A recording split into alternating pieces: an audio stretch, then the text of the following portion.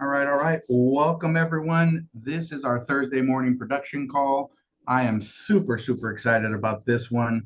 Uh, Before we get into it, I love to talk about, just what to expect from the call. It is an hour-long call.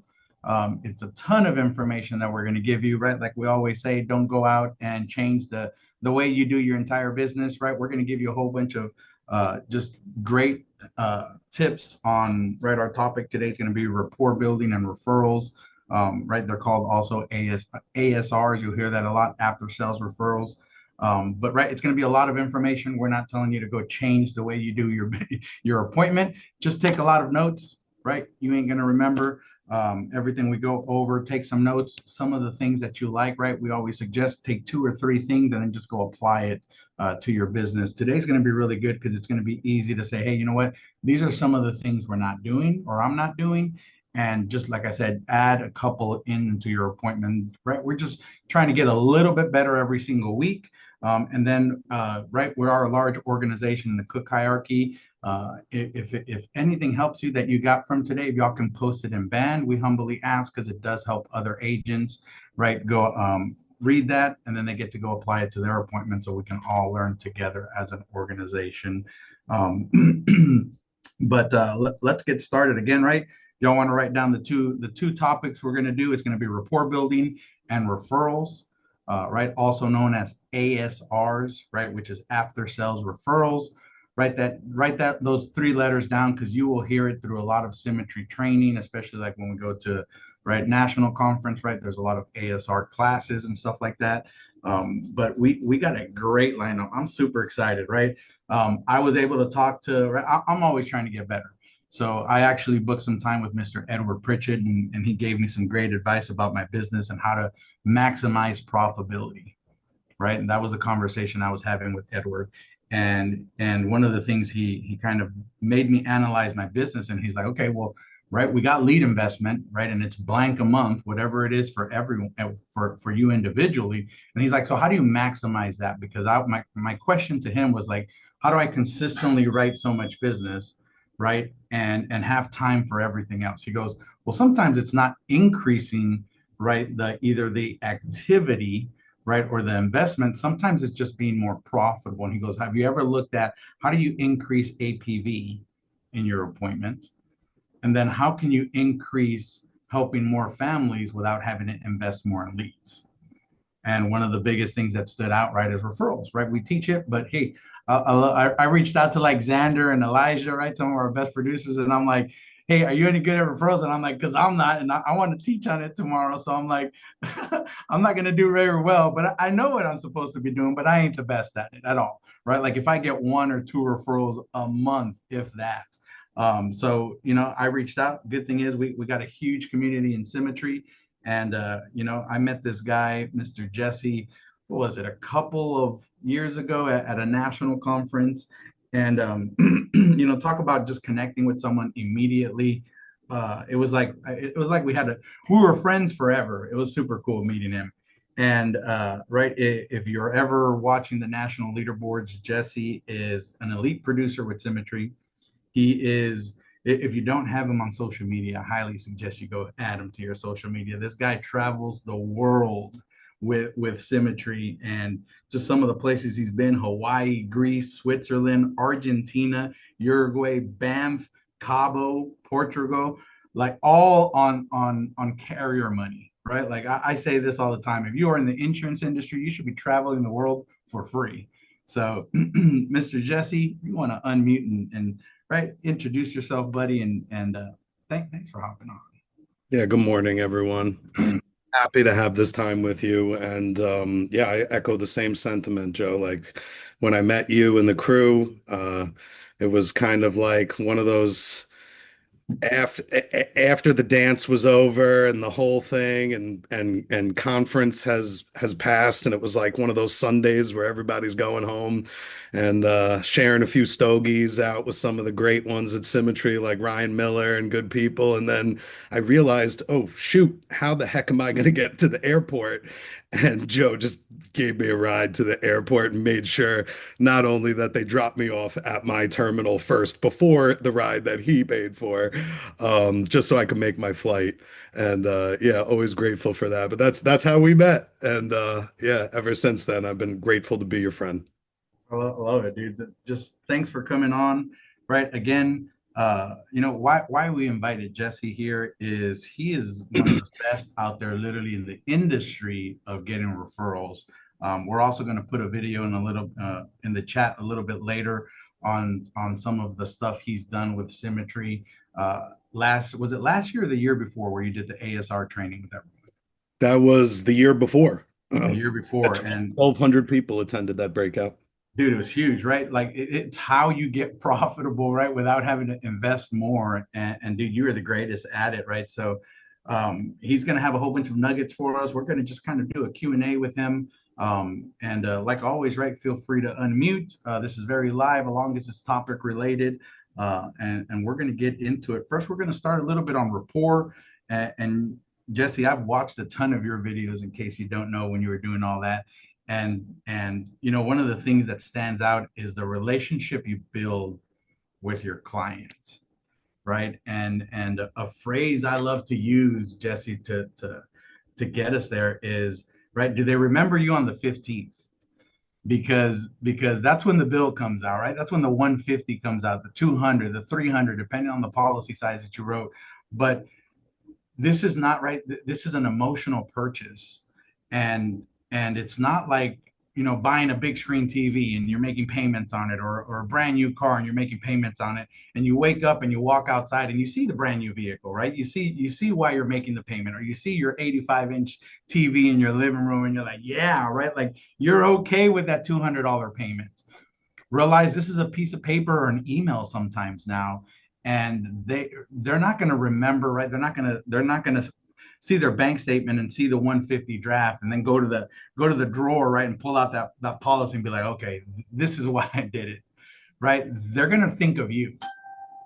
And when you're building rapport, that's one of my biggest things I love to teach, right? Is, do they remember you, right? Because we don't sell products, right? We sell a solution, right? We literally ask them the questions to find out what's going to be best for them, right? Last week we did the class on pivot, right? The reason you have to be ready to pivot is, yes, you can plan and prep for the appointment, but it's all about listening to the client. And sometimes you have to pivot because based on what you have put together before the appointment, right? Just because of their age, health, and the amount of the mortgage doesn't mean that was the best thing, right? Or solution for them. You find that out in the appointment by asking questions and getting to know the family. And on rapport building, right, is, do they know everything about you that you know about them, right? Like we teach, make them your best friend. And here's the thing, here's the hard part as an agent. You got 10 minutes. You got 10 minutes to make a best friend and find out everything you can and have that relationship. Because if you even think you're going to ask for a referral, right, like they better be super comfortable with you and know that you have their best interest in mind. Because if it's just like, hey, this is mortgage protection, it costs so much, great, $150. Oh, by the way, who can I call and give me some of their information so I can do the same thing? That's not good. They're not going to do that, right? And again, right, I'll love to tell you, all right, the way we plan these production calls is stuff that we're struggling with. So I'm talking to myself here, right? Like, how can I build better rapport so that when I'm asking the referral, right, how do I get them? Because I struggle to get them, right? And so some of that, we're going to go back and forth, Jesse, and it's going to be super cool because it's going to be like me learning from you, and all of us are going to learn together. Right, anything on the report, dude, I love it, right? Because you send us a picture of your dog, and if you watch any of his videos, his dog is like, I think he's the seller. He might be the elite producer, not you, Jesse. You don't hurt, man. And I'll address that right away because I've been doing this for years and people are like, "Oh, it's just the dog, right?" The dog doesn't come out until later, right? Until I've already made the enrollment. But what I will be clear is that when I book an appointment, and this is the beginning of the process, right? When I book an appointment, I'm building a connection, I'm building the rapport. when I book the appointment. So I first I'm going to use the script. That's number one, because if you think you're too good for a script, or if you think you've been in this business long enough that you don't need a script, well, if you haven't had a rude awakening or a surprise from that yet, around that way of thought yet, you absolutely will, because even as an elite producer, you will bump into challenges by veering off what is the traditional way of doing things. So, like, first of all, if you think you're above using a script, I'll just share with you right there. That's the best script right there. It's taped to my wall. I don't really need to read it, but I have it there as a guide in front of me, and I'm 7 years at Symmetry now. And I do that strategically because I want to remind myself that I'm not too good for that. One of the reasons why I've hit troubles in my business over the years is because I veered away from that. So I just want to start with that. Yeah, So so good. so you're using a script, you're digging into their why, you're going to find out why we're booking quality appointments, and then more importantly, I'm building rapport while I'm booking the appointment. When I send an appointment, and I can share this with you, but to save time, I'll just tell you what it is. I say, hey, it was a pleasure speaking with you, Joan. I look forward to helping you and Jeffrey with whatever you need on Wednesday at 7:30, 5/22 at 7:30 p.m. Have a blessed evening.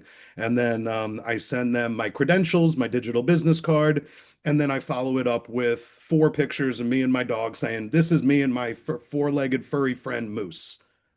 And 9 times out of 10, I get their favorite emoji back. I get pictures of their dogs back. I get pictures of their cats or their 3 dogs. And it's really just about being yourself and who we are becoming in the process of how we're doing it. So, like they say, all things matter. Yeah. The way you do one thing is the way you're going to do everything. So, if you're building that personability and the rapport from the onset of booking the appointment, you're going to have a more likely ratio of show, which I can show data to support that. And not only that, they're going to be nicer about it if they have to reschedule. Hey, so sorry, because they remember me. I'm not a faceless salesman selling Electrolux vacuums over here. Okay. They requested this. So if it's important to them, they'll be like, hey, so sorry. But they remember to reach out to me and let me know they can't make the appointment, and they'll ask to reschedule. I'll take that any day over a no show that doesn't answer. Yeah.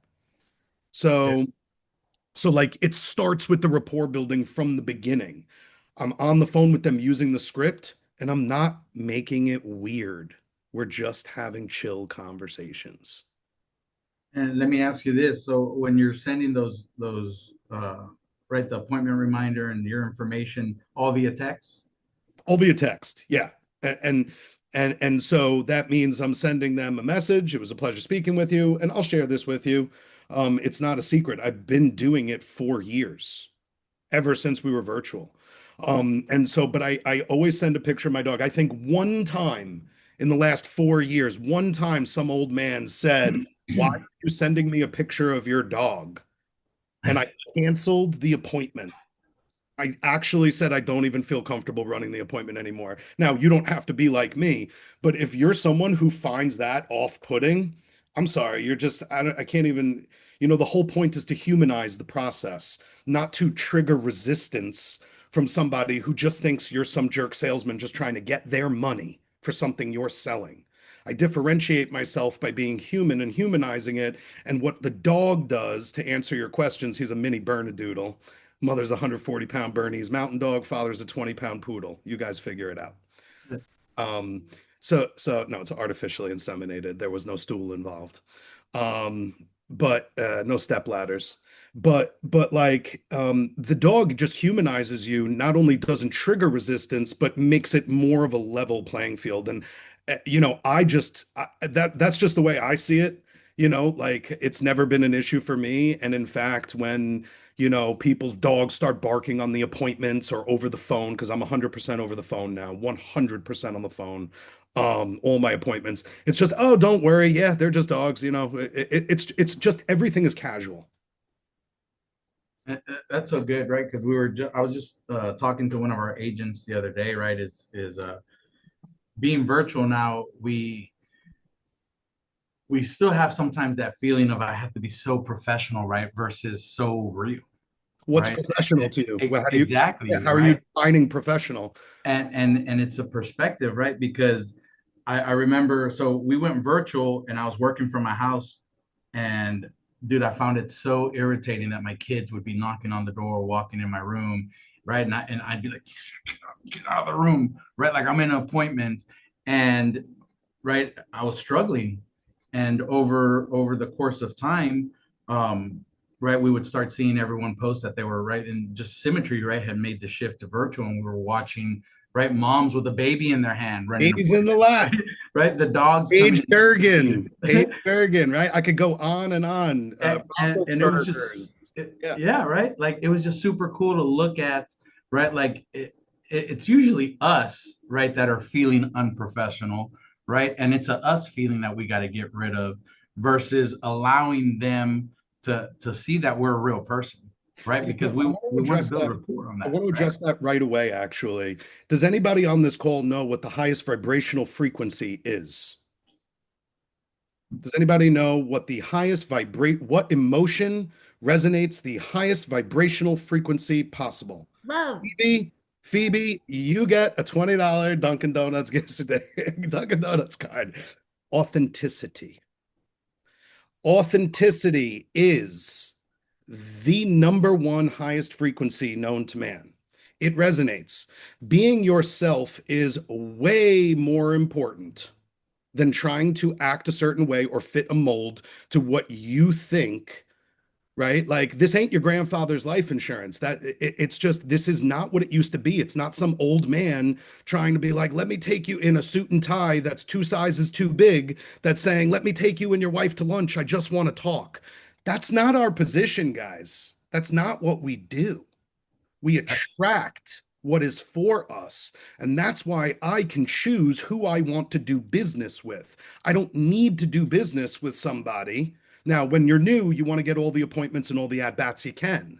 But when you can be and have the power of being selective of who you want to do business with, that's power, right? uh, There's power in being selective. And when you're authentic, they will come to you. I do not fight with people. I do not argue. I do not bother them if they no show. And then I send a text message after their no show. Hey, have you given up on getting insurance? Before I close your file out, have you given up on getting insurance? They will, in fact, tell you the absolute truth. If they ignore you, they were never going to get it. And if they do, they'll be, hey, I'm so sorry, something was going on. The whole point is we don't want to trigger resistance. But if you are authentic, you will never repel somebody by being yourself. What I will suggest is that by trying to fit a mold and act of what you consider professional will lead to your demise. Because when you're not in your genuine heart center, right? When you're not in your heart center, you're not operating out of the tenets that are going to be required for your personality to be able to get referrals. And that is love, trust, and respect, right? That's so good.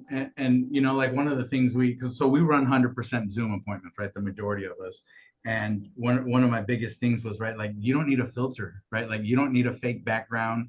Like be yourself. Let them see who you are, where you're at, because you know, as we transitioned and also started travel, right, we would see our producers go out and travel. And I used to try to go hide in a little corner, right, so that they can just see like they love, like we just did the trip to where were we, down in Mexico in Tamarindo, right, dude, I wrote 10 grand on the balcony of the beach, right, like so that they could see that, and they absolutely loved it, Jesse. They're like, you're taking time. I'm like, this is what I do. I get to travel, I get to have a background like this. They're like, this is amazing, right? And dude, they were, some of them had to like reschedule for later that day, but they were all for it. It was super cool. And so like now with my kids, I embrace it, right? I even anticipated. I was telling Mickey, right, with that we were once talking about, right, our kids and stuff, and it's hard, right? Like right now with graduation, so they're back and forth, and so right now we're like at the hardest stage of our kid. We got 4 kids, two 12-year-olds, a 10 and a 6, and we're at the hardest transition right now because they're in 3 different schools.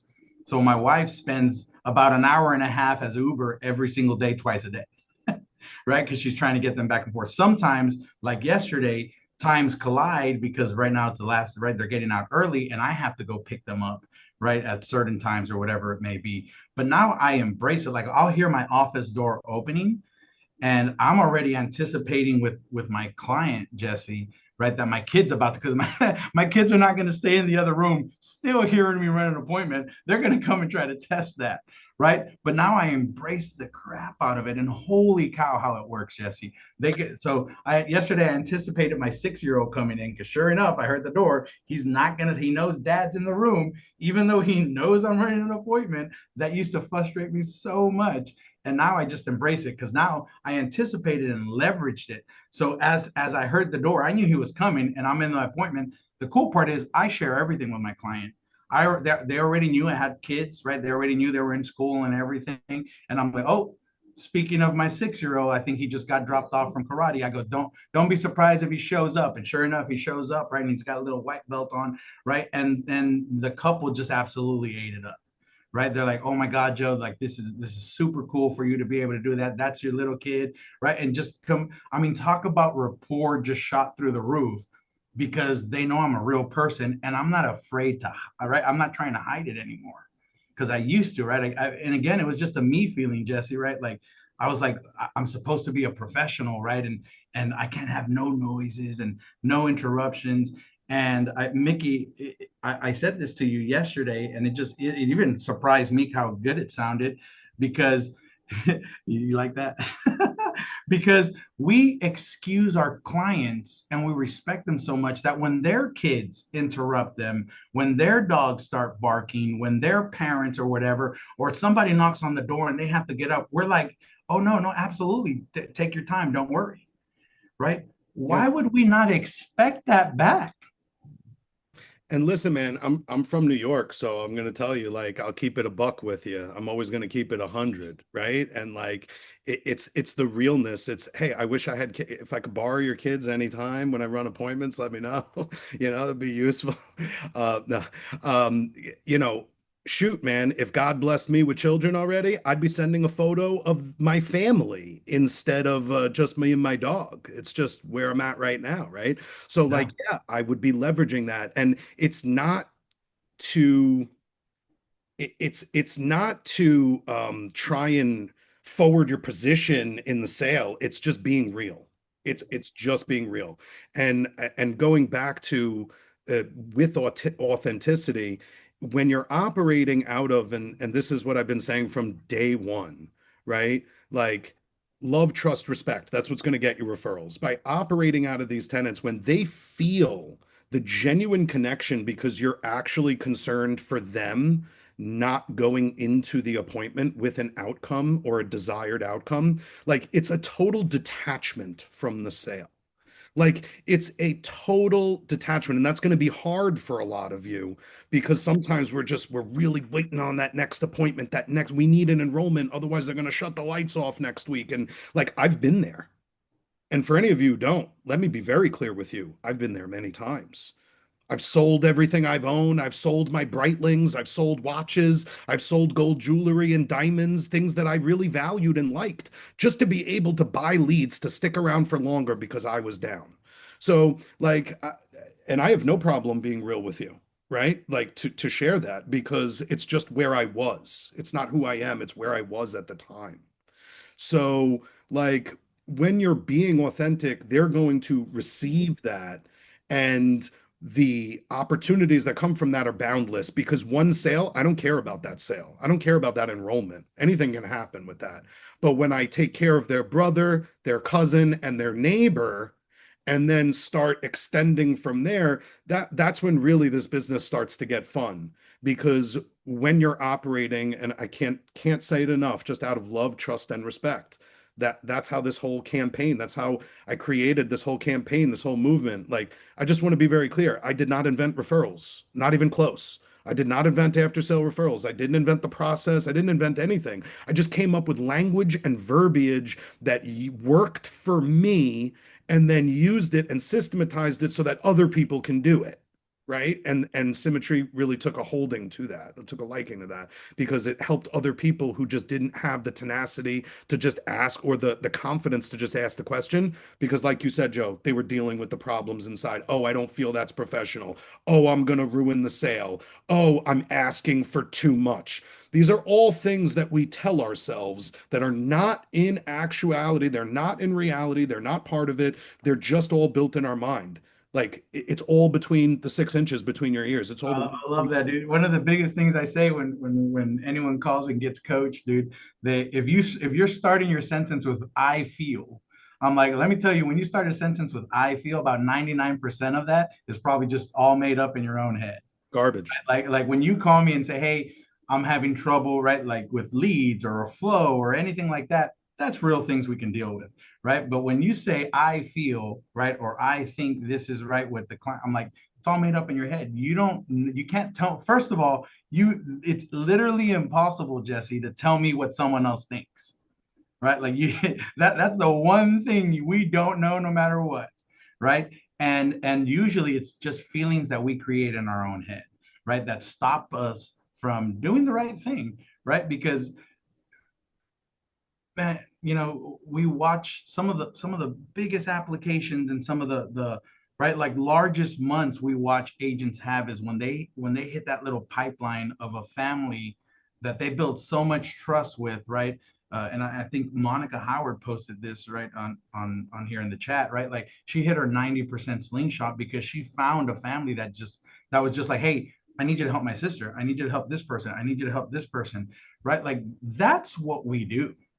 And when you hit that spot, right, like, and I love how you say it, right? Like, I'm no longer trying or forcing to make a sell, right? Like, I just want to I'm excited about getting to sit with the family and see how I can provide a solution. Not everyone's a solution, right? Like, I'm not going to help every single family, but I am going to be the best version of myself to see if I could help them or to see if what I do for a living can help them Proof, because proof in the pudding is I've made referrals. I've gotten referrals from no sales. Present, tell the family genuinely, honestly, hey, you know what? If you were my parents, I just the same way I would tell you if you were my parents, you guys are very well covered. Like this would be more of a luxury than a necessity. I honestly don't think this is a necessity unless you want to spend money on this. I think you should spend it on your grandkids and enjoy your life. You're love very well covered. If this is what would happen if X happens, this is what would happen if Y dies first. You're covered both ways, in my opinion. You need this. I've gained even more trust and made some of the biggest sales because he's like, my son just got married and I need him to deal with a respectable person that's honest.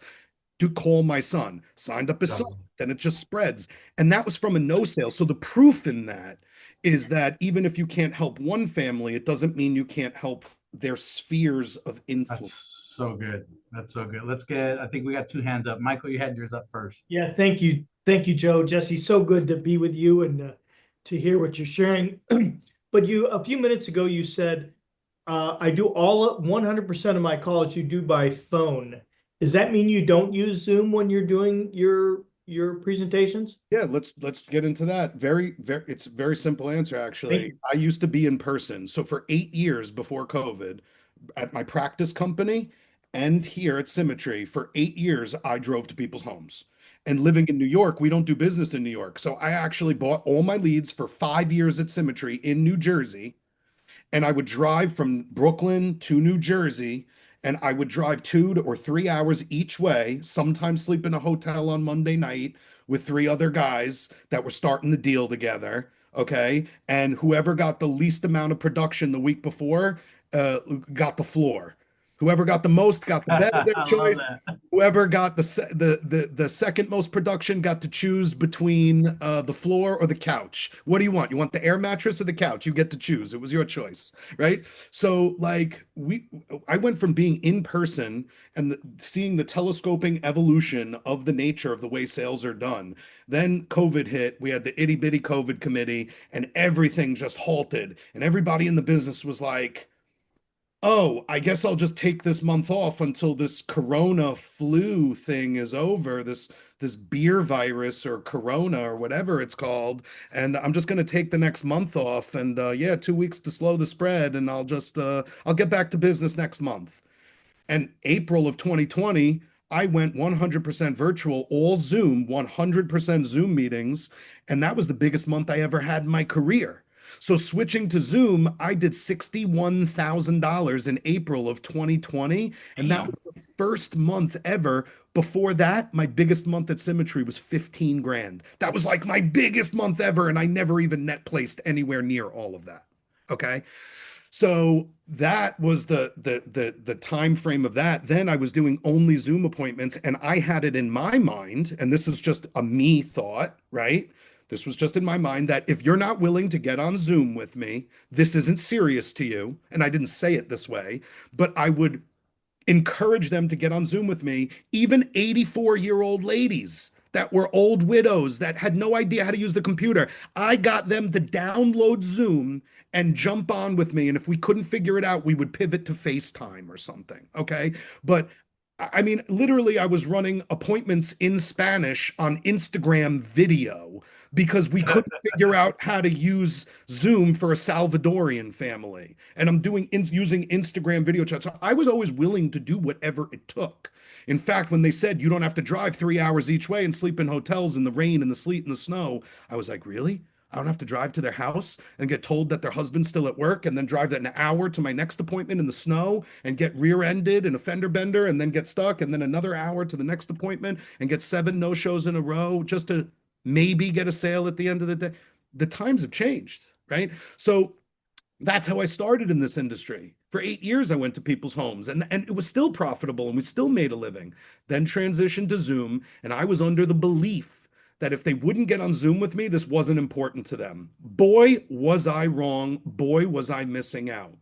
I'm now 100%. I don't like to make absolute statements, Joe, but this is an absolute fact. I am 100% on the phone only for well over a year now. And I only run phone appointments, even when I tell them we can't, even when they say, oh, do you want to jump on Zoom? I'm like, it's people appreciate I explain things very clearly and concisely. You don't have to get all dressed up for me, right? Oh, Like it's just very simple. Now it's all on the phone, and there's I've worked a lot on this, but there is very rarely a sit that I'll be on that is not an enrollment. Very rarely. But Jesse, you're saying that's what worked for you. That's not your advice to us, is to go on the phone. You're just saying, if I follow you're saying, be authentic. And if we're working and Zoom's working for us, stay working on Zoom. You nailed it. That's exactly Right? what I'm saying. I'm Okay. saying do what works for you, because Zoom worked for me, phone worked for me, in person worked for me. It's whatever works for you. There are some people, Zachary Antonucci is a new agent in the Delaney agency. He's driving to people's houses right now. 20-year-old kid driving to people, 21 years old driving to people's houses. God bless him. He wants to be authentic, and you see that. So it's working for him. Whatever modality you want to meet people, man, if you want to send a freaking carrier pigeon, go ahead, as long as it's working for you. let's get one. Chris, you had your hand up? Yeah, I almost want to dovetail on to what Michael just said, though, too. I guess the question I've got is, as a best practice, what do you think about asking the client, what is your preferred mean of communication, as opposed to just assuming telephone or Zoom? Let them call that first shot to maybe build rapport with them and maybe make them feel more comfortable. What are your thoughts on that? It's a great thought. You're also giving away all of your power. Do you want to be in control of the meeting, or do you want them to be in control of you? Because that's a great way to book a lot of appointments and make no enrollments. That's so good, right? What I love to teach, right, is look, run Zoom appointments, get great at that, right? And Jesse, you just said it, right? Like you went Zoom 60 something grand, right? Once you can write at that level, right? Like if y'all remember the 10 steps, right, to having the highest close rate, knock out those 10 steps. Once you're what I love to tell an agent, go out and learn to issue 15 grand every single month. Then make it your own, right? But before you try to make it your own, follow the system to a T, right? As you learn everything by heart and you get comfortable, then right start adapting more of right how you want to run an appointment. But especially as a new agent, and if you have never issued right 15 grand every single month, right, or consistently, stick to the system as close as you can, and then right start again, right, once you know you can make that kind of income, right, start running it the way you want. But just new agents have a hard time starting. Hey, this is what I don't know, or better yet, you don't know what you're comfortable with yet, right? So follow the system, and then you can adopt. I think it's important to address that because it sounds like, and I'm not that don't take this. I hope you're open. Are you open to Chris? Open to suggestion here? Absolutely. If that's the way you're treating things, and if you're offering the different modalities of communication, and you're just always throwing everything in their court, it sounds like there's, and please correct me if I'm wrong, it sounds like there's a deeper issue there, like you're giving them too many choices, you're putting them in the driver's seat, and Not at all. just hope it's not Not at all. affecting other things. Yeah, because No. when we don't ask our clients how much do you want to spend on insurance, we do a financial fire drill, and then we give them two options and say which one is better, right? We don't like be like, hey, so do you guys want term or whole life? We don't ask them that and leave it up to them. We recommend what's best based on your consultative nature, based on what you've gathered and learned about them. So as long as it's not affecting you in other ways, because giving them too many choices is not good. It's just a great recipe to get no-showed, or for them not to see you as the professional, because everything I'm doing, every single move I'm making, I'm posturing myself as the professional. So if they ask me a question, sometimes instead of answering, I'll be like, oh, it's a great question. I'll ask it right back to them. I'm keeping the power all the time while being respectful. So Wow. it's just important to know. Love it. And then looks like we got Xander and Daniel. We'll go quick because I want to make sure we dig into asking the questions. And Yeah, I want to go over how we're actually asking, Yep. when the appropriate time is, what we're saying, and then to wrap it up, I'll also send you the scripts, Joe, so you could disseminate them to your team if you don't have them already, of Sweet. exactly what to say when calling an after-sale Love referral it. who's not expecting your call and who maybe didn't, even though the guy promised, they didn't tell their. Oh, good. What do you say Xander. in those situations? Well, maybe this will lead into that well, because I've had I mean, for starters, I think you hit the nail on the head. Whenever I tell someone that they don't need it, it just, you can feel how much trust that builds. I've had them say, "Hey, I love talking to somebody who's honest, and like I would like for you to talk to X, Y, and Z. I'm going to give them your information, and they'll reach out to you." I get a bajillion spam calls a day. Like, what do you that actually, I'll reach out to them, give me I their know info. exactly what you're saying. Yeah. Response to that is, you know what? I've been doing this a long time. They're never going to call me, even if it is a priority, because life just happens. They got Yeah. kids, they got gymnastics, they got football, they got everything going on. Give me their number. You just have to immediately Uno reverse them. Yeah, I'm going to give out your number. That's great, Xander. And you should give him my number so he can recognize it when I call him. But I'm going to ask, what's his number? And if you guys are all on Zoom, this is great, because this is how I built the process. I would ask for the referral and I'd put a pen in my hand and I'd look down and I'd say, what was his number? And I'd keep my head down until they give it to me. I don't care how uncomfortable, awkward, or long it takes. Yeah. So you're actually bringing me back to that. So if you guys are running Zoom appointments, I'm literally like, yeah, so who's the first person, that friend that you just mentioned that you're going to give him my number? He'll be the first person. What is John's phone number so that I can call him and I know exactly what to say. If he's interested, he'll book an appointment with me. If not, he'll just be very grateful you referred him. And then I look down and I do not lift my head until he starts saying the phone number. That's Even so if he good. goes, oh, I'd rather talk to him first. I keep my head down. It's the will, right? It's Right. your will. And I keep my head down and I go, that's great. I still need to get his number so it's easier to communicate with him. Like whatever it is. Oh, like, hey, I'm not a telemarketer. I don't want to be treated like one either. You're going to give him my phone number, but I'm going to give him a call so I could actually be available and give him dedicated time. If he wants to book a meeting, I'll treat him with the same respect and courtesy I have with you and Jan. If he's not interested, at least he's going to call you and let you know, thank you for referring me. What was that number again? Beautiful. I keep my head down and I do not look up until they give me the number. Yeah. That's I so love good. that. Period. Thank you. Period. Pin out, head down. Like Daniel, you had a question? Oh, we can't hear you. That's all right. Let's move it right along. Hey, Joe, I didn't have a question, but I just want to say, Jesse, I love your energy. You're from New York. You talk with your hands. How in the world did you go from Zoom to phone? It's not really a question, but I've seen your videos. You're animated, so it's crazy to me to think that you went 100% phone. Excellent question. It's because it's not about me. I ain't the magic, Gabriel. I am not the magic. There is nothing inherently special about Jesse Backrack. Okay, let me be very clear. There is nothing particularly special about me.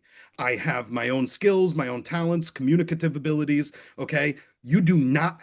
And I want to address this even right before we get into this process, and we got to do it quick. But like I want to address this. Like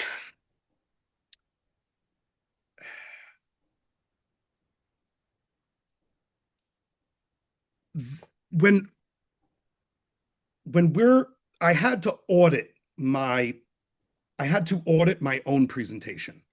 I also hit lulls, okay, in my career and my business. I've been on top, I've been a lead producer, I've hit $87,000 in a month is the biggest month I've ever had at Symmetry. And like, then I've had terrible months, I've had negative months, right? So I had to audit my process. And one of the things that is the most important thing for every single one of you on this call that you're going to have to figure out is what is the actual truth. I love Jordan Peterson, clinical psychologist who became very famous because he says you need to sit on the edge of your bed one night and or every night until you figure it out and just ask yourself, what is one thing that I know I could do that I just if I would do it, my life would be better, that I just won't do, but what is that one thing? And you're not going to like the answer. You're not going to like it. It's because it's going to mean divorcing your old self from it. So, first of all, you're going to have to audit your own process of how you do things. So, first of all, I had to, and the process of that is examining what is the truth? What is the goddamn truth?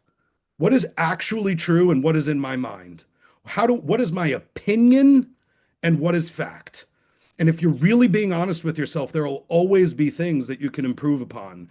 And in the past, I've tended to even be quite transactional with people. It was like, all right, are we doing this or not? And like, and I will admit that because I was all about the money. I got into this business for the money, and there's nothing wrong with that to be money motivated.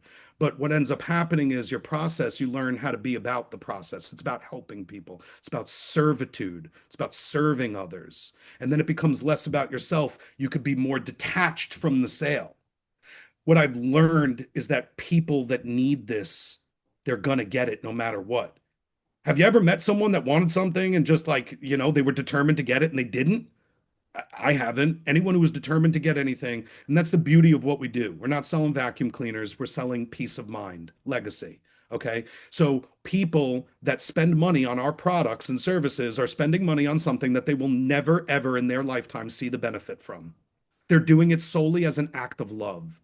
So think about that when you're approaching your next family. They're literally doing this as an act of love, not so that their family doesn't think they're a scumbag if they die without leaving them anything. They're not motivated by that. Trust me, I've seen many people that told me I don't give a shit what happens after I die. A lot of people told me that. Let them figure it out. People that want this will get it. It doesn't matter whether you're offering it through Zoom, in person, or sending smoke signals. People that want something will get it. If you can't help them, they'll find it somewhere else. Okay. So it's about examining your process. And my process had needed some work. And what I realized was the way I was doing things not only wasn't duplicatable or replicatable, I could get outstanding results sometimes, but like it wasn't exactly duplicatable. It was just me. And I would be on the fly and I didn't have a script. That's why I'm 7 years in the company and my best script is right in front of me because I realize that I am not above the process. An elite producer or not, that is only a title that was earned back in the day that is no bearing on what I do today. So I don't even like that title because it's not reflecting what I'm doing today unless I'm validating that all the time, right? So I needed to audit my process. And what I needed to do was examine the truth. And sometimes that's very painful.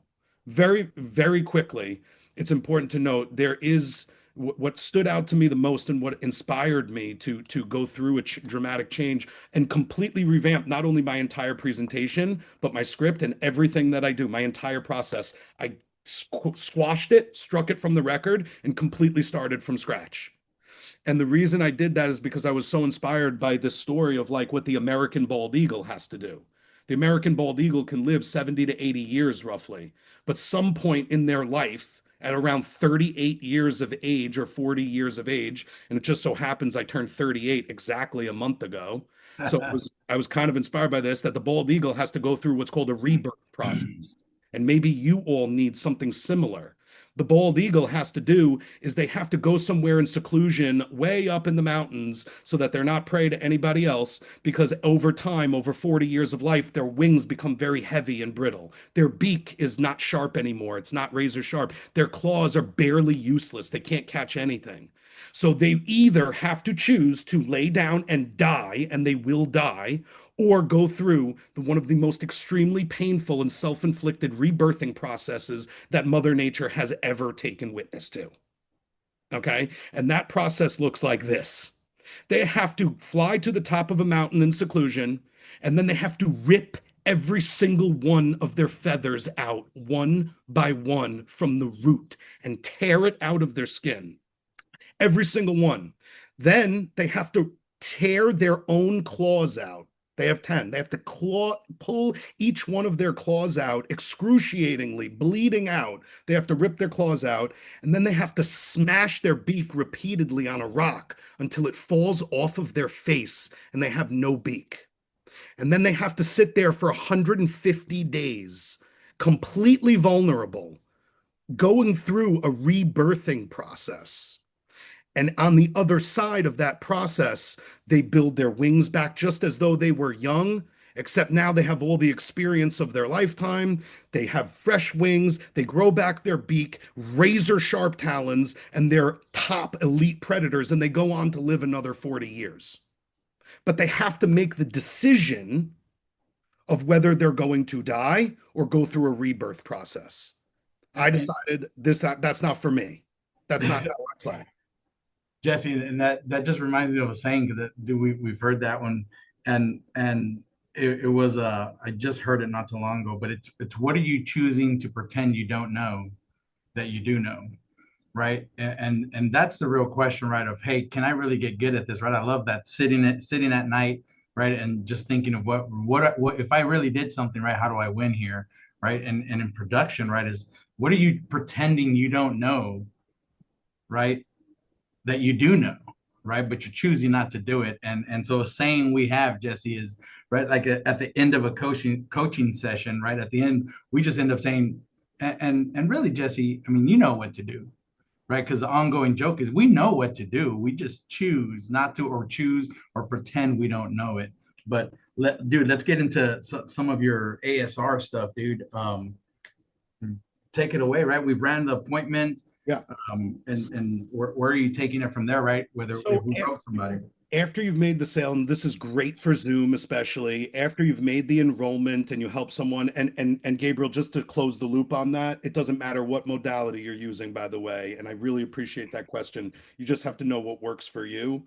And what I realized was that I was not the magic. That was the end of it. I was not the magic. The process is the magic, and I just need to be better steward of that process. So I hope that was helpful. So we're at the point of how we ask. So Tabitha, thank you for being so honest that you're afraid to ask. That exists only in your mind. And Tabitha, I want to encourage you that it sometimes is a fool or people that say, oh, I don't want to feel foolish. I don't want to feel silly. I don't want to have egg on my face. I don't want to be like, oh, I messed that one up. I really bungled that one. We hate feeling foolish. But what I would argue, Tabitha, is that it's the fool who is not willing to ask and look silly that will never get, right? That is the bigger fool. So everybody appreciates the human nature. So if you're helping someone, don't, first of all, the first thing I need you to reframe in your mind is that you're asking for something. You're not. You're offering assistance and help. So if you're serving out of love, trust, and respect, then once you've helped someone, it was very obvious to them that you not only did a good job, they did business with you. Remember, they trusted you with their social security number. They trusted you with their bank account routing info. They trusted you with their kids' names and their beneficiary. Why would they not give you their brother's phone number, who also has kids and a wife and a mortgage and is a fireman? Okay. Why are you seeing it as though you're bothering with someone? So first thing I would ask all of you to do, and to be good with our time here, is reframe with your mind, and suppose instead of bothering them or asking, or oh, I don't want to ruin the sale I just made, because if I ask for too much they're going to think I'm too desperate, or I need too much from them. What I would argue is that you're not asking for anything, you're offering service to help them, because they already think you did a good job for them. So pat yourself on the back because you already did a great job, because they trusted you enough with all that information. So if you think I'm not the kind of person that's qualified to get after sale referrals, remember, there's nothing special about Jesse Backrack. You all are, this is the requirement to get ASRs. Make a sale. That's the requirement. If you've made your first enrollment ever, you are now qualified to get after sale referrals. So congratulations. Everybody on the sale is qualified to get them. So now, what do we say? What I do is, once I wrap up the appointment and I'm sitting there and I get them enrolled, or I say, hey, the next steps are we're going to wait to hear back from the carriers, or congratulations, we got you approved. The policy is not only approved, it's going to be issued, and it's in your email right now waiting for you. Now that we got your family all taken care of, who's the most important person that you could think of that would benefit from a meeting like we just had? And I look down, I don't lift my head up again until they give me someone. And if they go, oh, yeah, we want to talk to our people first. Hey, I completely understand. You don't want people feeling like solicited. That's why they appreciate the way I approach them. Who's the most important person, right? So I just keep giving it back. Oh, I'd rather talk to them first. Actually, Joe, that's a great idea. I'm actually going to need you to talk to them first, because I want them to recognize that when they see a 516 number from Long Island calling them, that they're going to answer my phone call. So what was your brother, you said, lived in the neighborhood? What's your brother's phone number? I start like that. I start with the beneficiary, or I ask, didn't you say your brother-in-law, he lives in town? Yeah, let's start with him. He's got kids, right? Okay, is he married or single? How many kids do they have? Oh, they're grown kids? They're grown already? Okay, great. And what's the phone number? And what's his wife's name? Okay, and their nickname is what? Nene? You call him Nene? Okay, so if I say Nene, they're gonna be like, who's on my phone? Who's calling me? Right? Like, you want to distinguish yourself. Not the most important thing, but it helps. Now, what there really is power in is getting their whole family. And then when you start calling those referrals, you'd be like, yeah, I already met with George and Alyssa. I'm actually going to talk with your cousin Mike later today. And when you start naming their family members, there's power in that. What do you think? They're not going to meet with you? You met with grandma, their neighbor, their brother, and their cousin. You think they're not going to meet with you? Even if they don't know you, they respect Joe and Sandra, right? They respect them, so they'll meet with you. And that's all you need. You'll uncover the need there. So what I would do is just start asking those questions. And if they go, we really don't have a lot of people, I go, great, quality over quantity, right? I keep my circle real small too. I don't want everybody in your phone book. I just want the people you care about most. Who's the most important to you? Who just got married? Who just had a baby? Who's about to retire? I ask in 3 different ways. I let them reject me 3 times before they give me anyone. Now, some people will just start giving you people because they think you're lovely and they think you're wonderful and all that.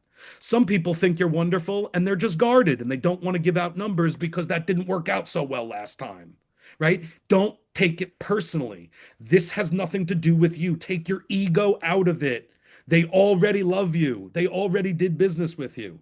So remove your ego out of the situation and just ask the question. And if they go, oh, I don't feel comfortable. Hey, that's great. I don't want to be treated like a telemarketer. Make sure you give them my number, but I'm going to get their number from you now because my schedule fills up real quick. And I just want to make sure I'm even available for them. What's that number again? And then I look down and I don't look up until I get it. So there are lots of ways to request and ask for referrals.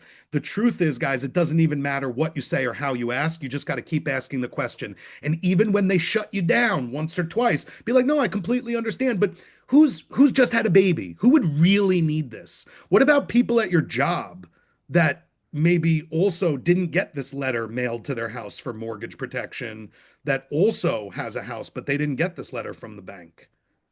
They will think of people. I ask three different ways because the mind gets primed by different things, by different people. And one thing you say might trigger that one person. So there's no perfect script. There's no silver bullet. There's no one perfect thing to say. It's just consistently doing it every single meeting, no matter how many times you get told no, you ask in every single appointment.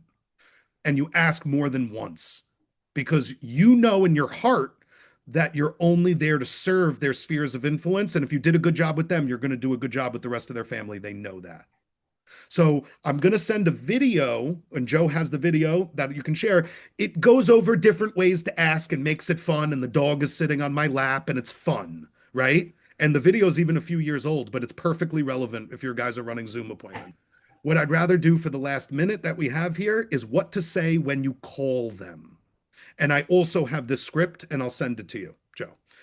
So what do you say when you call a family that's not even expecting your phone call, even if their brother swore on a stack of Bibles that he's going to call them as soon as the meeting got over? Remember, they have kids. They got to put them to sleep, get them ready for school the next day. They're human beings too. They forget. So even if he swore on a stack of Bibles, I'm going to call my brother and tell him you're going to call him. It doesn't matter. They forgot. 90% of the time, it doesn't matter what they promised. They forgot. So you're going to go into that phone call expecting that they have no idea who you are and they have not been primed. Fair enough, everyone? Right? We're going into the call expecting, because guess what? If Joe did his job and told heirs in Sicily that I was going to call and they answered and they already know why, I don't got to explain shit and the meeting is going to be cake. It's done. It's already okay. Great. So when's better for you, Wednesday or Thursday at 7 o'clock? I got both. It's done already. So we don't even need to go over if they already knew. Oh yeah, they told us, and we're interested or we're not interested. Thank you. That's easy. When they're not expecting your call, this is the script, and I have to remind myself. It's ring ring. Yes, hello, Joe. Hello. Yeah. Hi, Joe. This is Jesse Backrack. I'm giving you a call on behalf of heirs in Sicily Newsom. Did they tell you that I'm going to give you a call? No? Uh-oh, they're in big trouble. Do me a favor, Joe. When we get off the phone, do me a favor. Can you call heirs in Sicily or whenever you speak to them next and just let them know that Jesse Backrack called so they know I kept my promise to them? Now, Joe still has no freaking idea why I'm calling. But I'm asking him to do something. And guys, this is about taking control, taking power. All of a sudden, they have no idea who I am, but they're like, okay, yeah, no problem. What is this all about? Right? That's the first question they're going to ask you. What's this all about? You know what? I was actually able to sit with Joe and Sandra, about last week on Wednesday. They requested some mortgage protection. We were able to get them options and get them covered for mortgage protection. We discussed life insurance.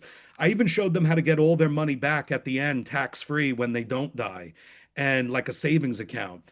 And they appreciated the way I went over everything with them so much and the transparency that once we got them all taken care of, I asked them who the most important person was to them. They only gave me three people, but you were the first person that he gave me. You and your wife. So I just wanted to let you guys know I'm happy to answer any questions you have around mortgage protection, college savings, life insurance, and just make sure whatever you need, your family's protected too.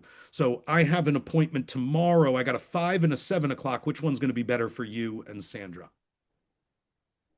How smooth was that? Like, did that seem effortless? Right? And all you have to do is just breathe in the oxygen and ask the questions. Like, just ask the question, just say the words, and you'll be shocked at the results that you'll get. And what I would encourage you to do is don't just try it one time and then say it doesn't work and give up. Because I have so much data to show you to prove that that is not the case. You just have to go into your next house and ask the same question. And some will give you 9 referrals, and all of them will be bad phone numbers, disconnected, not interested, no thank yous. And some will give you 2 referrals. Both of them will be a sale, and they'll give you 5 each that lead to 10 more sales. So I just want you to go into this and ask for referrals with the excitement of like when you were a child and you know that you were going on a field trip at school that day, and you knew that day was going to be different and special because it wasn't a typical day of sitting at your desk in the classroom. You woke up that day and you were like dressed before the bus even came. Like you were dressed before your mom even woke you up for school that day because you were so excited about what could potentially happen on that field trip because you knew something was going to be different. I want you to look at this after sale referral process the same way. Be excited for your appointments. Oh, I can't wait to run the mortgage protection appointment. I'm going to enroll a family and I'm going to get 5 referrals.